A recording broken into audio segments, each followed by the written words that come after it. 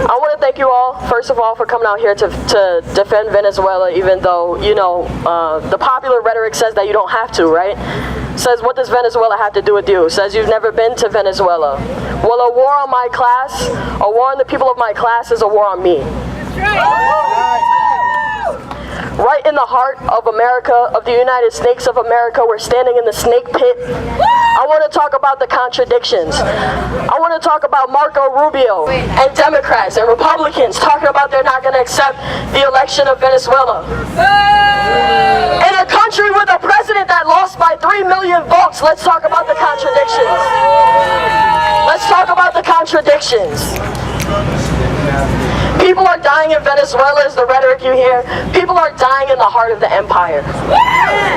On my drive up from North Carolina, across the street from the United Tax Services, are homeless people sleeping in the heart of the empire.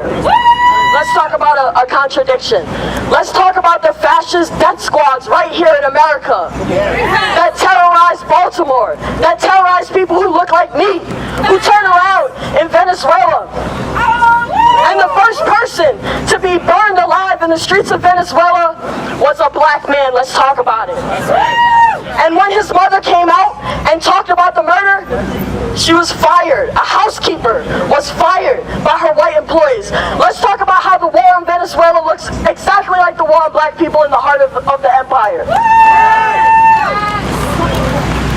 Maduro's an evil dictator. Maduro has consistently raised the minimum wage since he's been in office. Let's talk about a president who represents the people, right? A president who's not a billionaire. Let's talk about a bus driver, right? Right?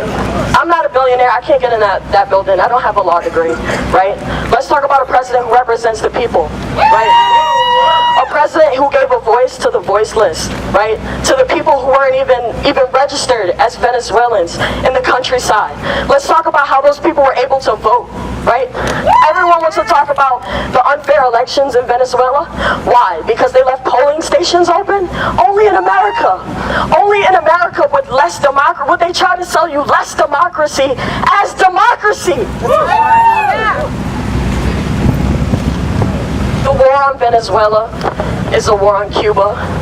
It's a war on Jamaica. It's a war on Puerto Rico. It's a war on freedom. It's a war on our class. If Venezuela is not allowed to be free and fairly elected and run by the people who voted and elected their leader, the Cuban Revolution is at stake, right?